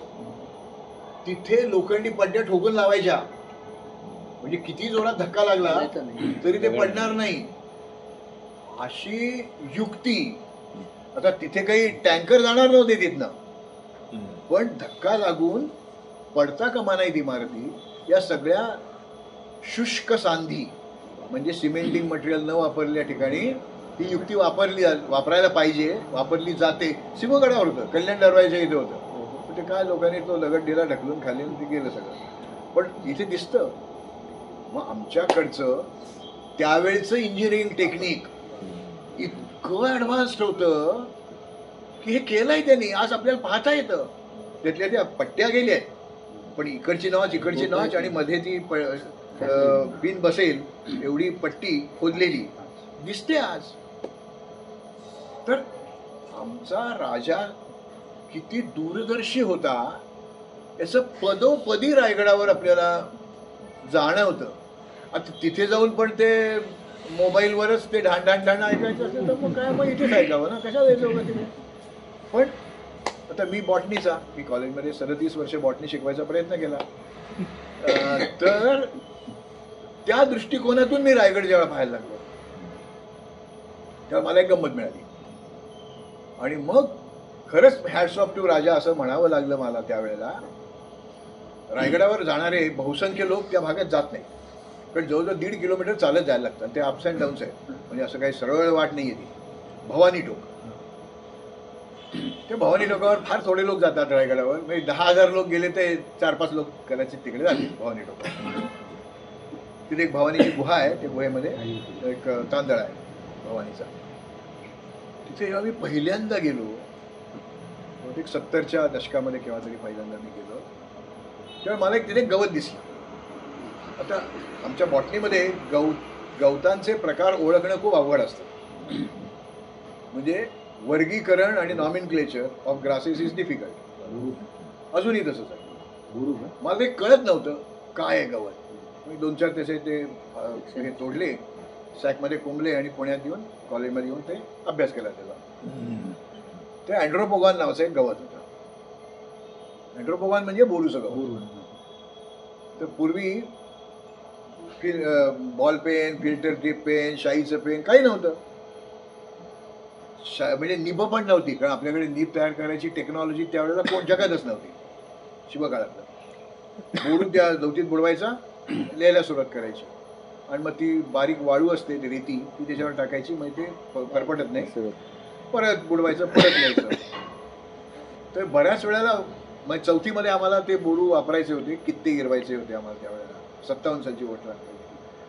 तर ते काही दिवसांनी ते सारखं ओलं कोरडं ते खराब होतं. परत परत टोक नाही करता येत त्याला. कारण आज मी ते बोरू आणायला पाहिजे होते, आहेत माझ्याकडे बोरू. तर बोरूचं गवत तिथे मला दिसलं. राजगडावर पण मला बोरूचं गवत कधी दिसलं नाही. कशा करता, काय करायचं ते, काही त्या स्थानिक गवत नाही आहे ते. जनावरांना पण घालता येत नाही ते खायला, कारण त्याचं कांड हे कडक असतं, म्हणून तर ते बोरू म्हणून वापरता येतं. जर रायगडाला 2-4 वर्ष वेढा पडला, ही राजधानी आहे, राजधानीवर बऱ्याच गोष्टी चालतात, त्या लिहाव्या लागतात. त्याला अखबार नवीस असं म्हणतात. तर असे अखबार जवळजवळ सगळ्या मोगलांचे आहेत, सगळ्या मोगल बादशांचे अखबार नवीस, त्यांचे ते अखबार म्हणजे हे आहेत. तसं शिवाजी महाराजांचं पण असलं पाहिजे, पण ते नाही, आता उपलब्ध नाही आहे काही, का नाही ते नंतर बोलेन मी. तर रायगडाला जर वेढा पडला आणि लेखण्या नाही आल्या तर लिहायचं कसं. तिथे लावलंय, म्हणजे महाराजांनी लावलेली झाडं नाही आहेत, त्या झाडांच्या बिया पडून किंवा त्यांना खालनं फुटवे येऊन ती आता 300 वर्षानंतर त्यांचीच पिल्लं तिथे वाढत आहेत. पण बॉटनीच्या माणसांनी रायगड पाहिला तर शिवाजी महाराजांच्या दूरदर्शीपणाचा एक शोध लागतो ना. तर असं तुम्ही कोणत्याही क्षेत्रात, आता मी रायगडावर ज्या लोकांना जातो, घेऊन जातो, त्याला आवर्जून काही गोष्टी दाखवतो, ते सगळेच दाखवतात. पण मी तिथे संडास दाखवतो, शौचकूप दाखवतो. का शौचकूप काय पाहण्यासारखी जागा असते का? पाहण्यासारखीच आहे. ज्याला आज चुकीने राणी वसा म्हणतात, राणी महाल म्हणतात, त्यातला कुठल्याही त्या महालात तुम्ही गेलात तर ते 2 इंडिपेंडंट आणि 4 इंटरकनेक्टेड असे ते महाल आहेत. त्याच्या मागच्या बाजूला शौचकूप आहे, दगडामध्ये खोदलेलं भांड आहे, म्हणजे मोनोलिथिक आहे, आणि ते जिथे जातं खाली तो मळ वाहून जाईल. तर ते जर तुंबू शकतं तर त्यातनं घाण वास, गॅसेस तयार होतात. ते जावेत म्हणून व्हेंट पाईप्स आहेत, दगडामध्ये खोदलेले 350 वर्षापूर्वीचे. आता हे जे इथे वर गेलाय हा पाईप, तर त्याचा वर व्हेंट असतं, ते त्याला त्यातनं तो गॅसेस निघून जातात. तुंबू नाहीयेच, पण तुंबलं तर प्रोव्हिजन करून ठेवले राजांनी. म्हणून संडास पाहिजे. ज्या वेळेला व्हेंट पाईप हा शब्द नसेल माहिती त्यांना, पण तुंबलं तर काय होईल नंतर केव्हा तरी तो तुंबा काढता येईल, पण त्याला वेळ जाईल. तोपर्यंत तो घाण वास सगळीकडे पसरू नये म्हणून त्याला व्हेंट पाईप्स केलेत. मी दिल्ली आग्र्याचे किल्ले, ग्वाल्हेर अनेक किल्ले पाहिले. त्यावेळेला त्या तिथल्या गाईड्सना विचारलं, ते माझ्याकडे असं बघायला आहे, त्याला माहिती आहे येरवडा पुण्याच्या जवळच आहे. तर ते म्हणले हे असलं काही नाही आमच्याकडे. म्हटलं तुमचा बादशाह कुठे जात होता सकाळी? नाही ना उत्तर, काय संगमरवरी महाल आहे, पण याचं काय करायचं? नाही, पोर्तुगीजांनी युरोपमध्ये राजवाड्यांचे संडास आहेत. हो ना, बाथरूम पण नाही. हो ना, इथे आहे ना. तर पोर्तुगीजांनी बांधलेल्या अनेक किल्ले पाहिले मी. आता माझं एक नवीन पुस्तक येत आहे, गाथा कोकणच्या सागरदुर्गांची म्हणून. त्यात एकाही पोर्तुगीज बांधणीतल्या किल्ल्यावर संडास नाही आहे. ते बाहेर जात असतील तर ठीक आहे, किल्ल्यात घाण होणार नाही, पण वेढा पडल्यावर म्हणजे. पण आमच्या राजांनी विचार केलाय हो, शिवनिर्मित प्रत्येक किल्ल्यावर तत्कालीन शौचकूप आजही वापरण्याच्या अवस्थेमध्ये आहे. प्रतापगडावर हडपांचं जे घर आहे, विवा हडप, म्हणजे ते शिवाजी महाराज देवीचे पुजारी म्हणून नेमले होते, ते त्यांच्या घराच्या मागे शिवकालीन संडास आहे, अजूनही ते वापरतायत. आणि हे झालं नाही कधी. हा, काही ठिकाणी बुर्जावर पण बघितलं, बुर्जावर पण आहे. त्या गस्ती घालणाऱ्या लोकांना जर नेचर कॉल आला तर वेळ जाऊ नये म्हणून ती केलेली सोय आहे. तिथे एवढंच नाही, त्या शौचकूपात दिवा ठेवायची पण व्यवस्था आहे, कोनाडा आहे भिंतीमध्ये. म्हणजे त्यावेळेला काही दुसरं नव्हतं, तेव्हा पण ती किंवा दिवा काहीतरी लावत असतील, तर त्याची पण सोय केलेली आहे. हो, असं आमचा राजा किती काळजीपूर्वक सगळं करतोय हे रायगडावर, सगळ्याच किल्ल्यांवर, शिवनिर्मित किल्ल्यांवर दिसतं. पण रायगड आम्ही असा पाहायला पाहिजे. हे नुसतं जाणं आणि भोज्याला शिवून परत येणं ठीक, माझे 300 किल्ले झाले, 312 झाले नाही. तुम्ही तो रायगड किल्ला समजावून घेतलात का, हे खूप महत्वाचं. रायगडावर अनेक शिलालेख आहेत. हे मी आज मुद्दाम स्टेटमेंट करतो. आज मी खरं बोलणार नव्हतो, मी त्याच्यात पॉईंट घेतलाच नव्हता तो. पण उद्या भाईसा मंडळामध्ये, भारत इतिहास संशोधक मंडळामध्ये डॉक्टर मेमाणे म्हणून एक पेपर वाचणार आहे. ते आत्ता मी जे बोलणार आहे ते कॉन्ट्राडिक्टरी आहे. तर ते काय बोलणार आहेत मला माहीत नाही, ते उद्या जाऊन मी ऐकेन तिथे. तर तिथे जो शिलालेख आहे मोठा, सध्या मी रायगडचे अभ्यासक त्या शिलालेखाबद्दल काय म्हणतायत असं आणि समाधीबद्दल काय म्हणतायत असे 2 ॲनालाइज करून त्याचं पुस्तक घ्यायचं डोक्यात आहे माझ्या. फक्त समाधीवरचं एक पुस्तक आणि त्या शिलालेखावरचं एक पुस्तक असं डोक्यात आहे. होईल का नाही माहीत नाही. तो शिलालेख खूप मस्त आहे. म्हणजे आपली दांडी सोडवतो तो. 8 ओळी आहेत. अगदी वरच्या ओळीमध्ये श्री गणपतये नमः देवनागरी आहे, वाचता येतं आपल्याला, काही अडचण येत नाही. आता दुसरी ओळ, त्यात तो हिराजी म्हणतो, प्रासादो जगदीश्वरस्य जगता मी असे तोडलेले शब्द नाहीत, मी ते तोडून सांगतोय. जगता मानंदो न्यूयः श्रीमत् छत्रपते शिवस्य नृपते सिंहासने तिष्ठत. ही देववाणी आहे, आपल्याला समजून घ्यायला लागतं. समजून सांगतो. हा प्रासाद म्हणजे राजवाडा किंवा मंदिर, तर त्या प्रासादाचे दोन्ही अर्थ होतात. हे मंदिर कोणाचं? जगदीश्वरस्य, जगाचा जो स्वामी आहे त्याचं. कसं? जगाला आनंद देणार. केव्हा मानलं? म्हणजे त्या श्लोक मी परत सांगतो. प्रासादो जगदीश्वरस्य जगता मानदोन्या श्रीमत् छत्रपते शिवस्य नृपते सिंहासने तिष्ठत. म्हणजे शिवनृप शिवाजी राजे हे ज्या वेळेला सिंहासनावर बसले, सिंहासने तिष्ठत, केव्हा बसले? लिहिलंय पुढे. आणि मग आपली विकेट पडते. शाके षटनव बाण भूमी गणना आनंद संवत्सरे. पुढचा भाग मला बोलायचा आहे पण नंतर मी बोलते. तर शाके षट नव, षट म्हणजे 6, नव म्हणजे 9. बाण भूमी, ते काय, इथे कुठे बाण आणला ते काय? तर संस्कृतमध्ये एखादा आकडा सांगायच्या ऐवजी शब्द सांगतात आणि त्याला संकेत, आपल्याकडे संकेतकोश म्हणून एक बऱ्याच चांगल्या लायब्ररीमधनं आहेत. त्यात या शब्दाचा अर्थ म्हणजे किती आकडा हे लिहिलं जातं. म्हणजे ते आकडा लिहायच्याऐवजी शब्द लिहायचा. तर बाण म्हणजे 5, भूमी म्हणजे 1, म्हणजे 6, 9, 5, 1. पण महाराजांशी काही संबंध नाही. संस्कृतमध्ये लिहिलेलं असतं अंकानाम वामतो गती, आकडे उलटेच वाचायचे. 1, 5, 9, 6 1596, शाके 1596. म्हणजे आपली विकेट घेतली त्यांनी. त्यात केलं संस्कृतमध्ये कूट असं म्हणतात, ते केलंय त्यांनी तिथे. बाणभूमी गणना आनंद संवत्सरे, त्या संवत्सराचं नाव आनंद संवत्सर असं होतं. नंतर तो पुढे असं म्हणतो, शाके षटनव बाणभूमी गणना आनंद संवत्सरे ज्योतिराज मुहूर्त कीर्ती महिते शुक्लेश सार्पे तिथं. ज्योतिषशास्त्रामध्ये उत्कृष्ट वर्णिल्या गेलेल्या शुक्लेश, शुक्ल शुद्ध पक्ष, शुद्ध आणि वद्य असे 2 असतात. कृष्ण म्हणजे वद्य आणि शुद्ध म्हणजे शुक्ल. शुक्ल ईश 3, म्हणजे हा संकेत कोशातला ईश शब्द आहे. शुक्लेश सार्पे तिथं, सार्पे सर्प म्हणजे 1, 3, 1 अशी तिथीच नसते. 1, 3 वामकानाम वामतोवती. 1, 3 म्हणजे त्रयोदशी, ज्येष्ठ शुद्ध त्रयोदशी शके 1596. या दिवशी महाराज सिंहासनावर बसले, राजाभिषेक झाला त्यांना. ते लिहिलंय त्यांनी तिथे. मग आपण ते समजून घ्यायला पाहिजे ना.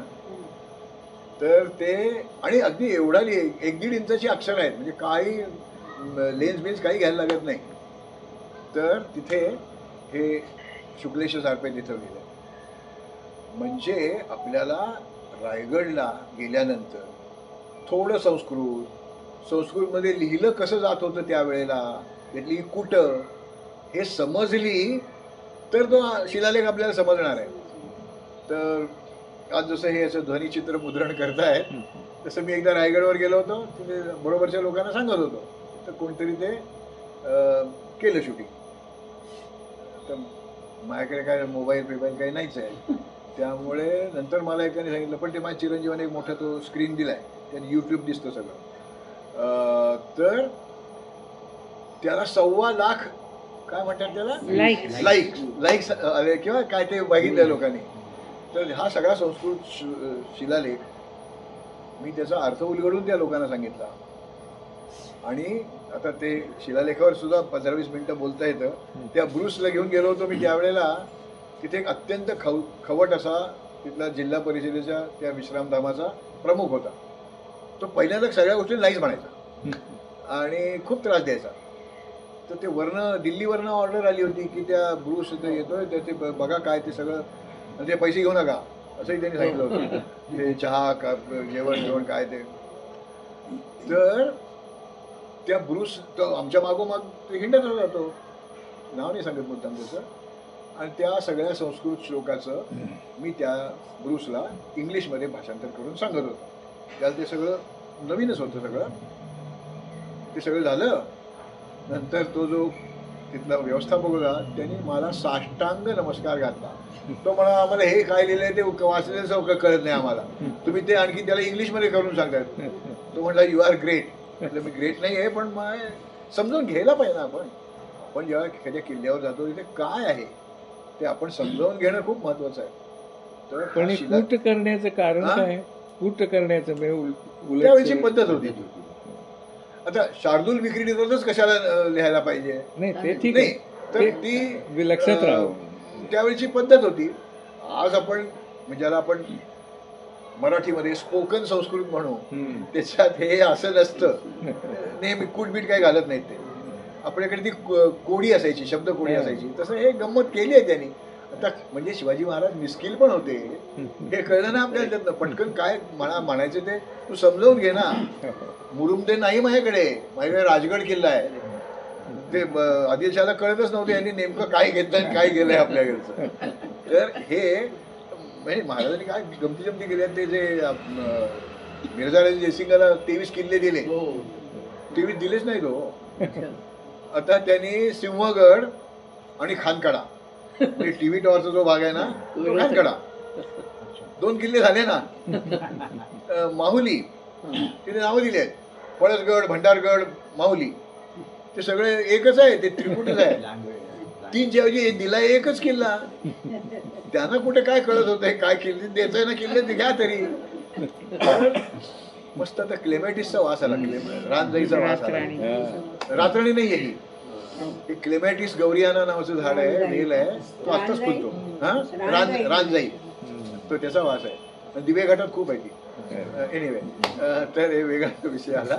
तर असं रायगड समजावून घेणं म्हणजे काय ते असे बारकावे त्यातले. तिथे गंमत आहे. रायगड सगळ्या गमतीच आहे. एक असा 23 ठिकाणी असं गंमत आहे.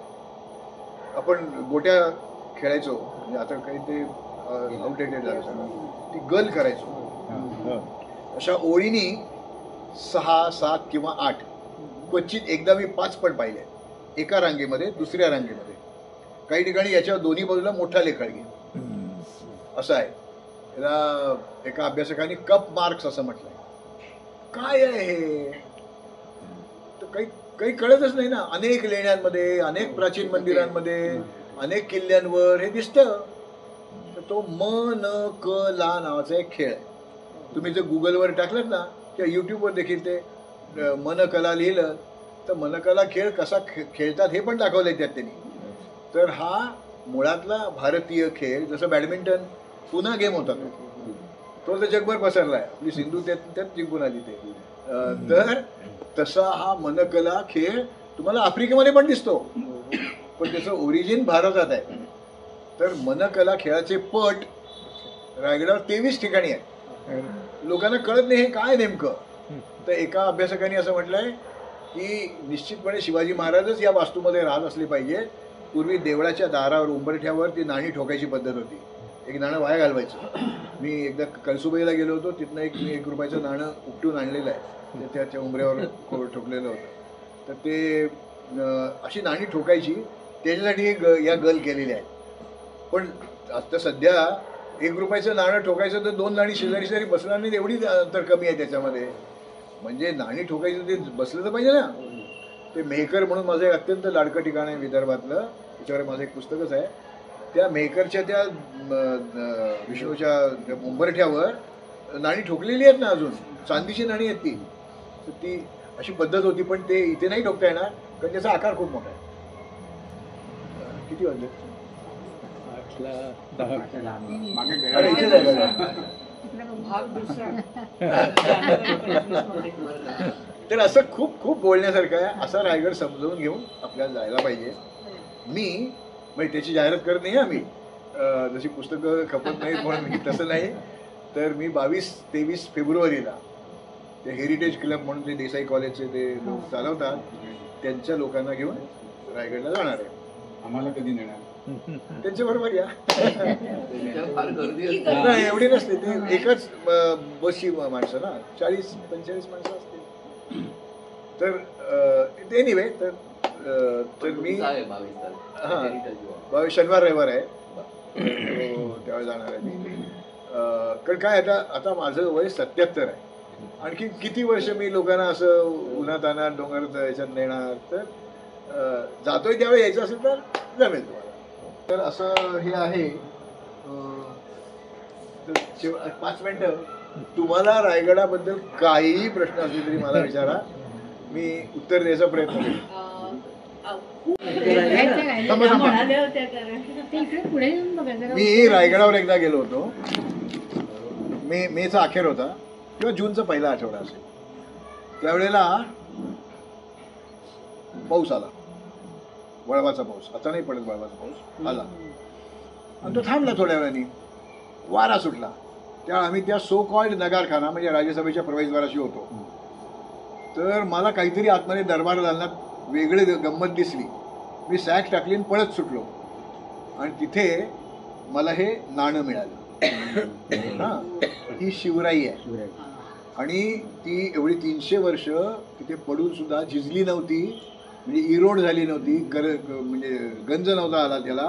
त्याच्यावर श्री राजा शिव आणि या बाजूला छत्रपती वाचता येतं. तर हा शिवप्रसाद आहे मला मिळालेला. नीट बघावं म्हणून तुम्हाला हे मॅडमनी लेन्स दिलाय, तुम्हाला बघायचा.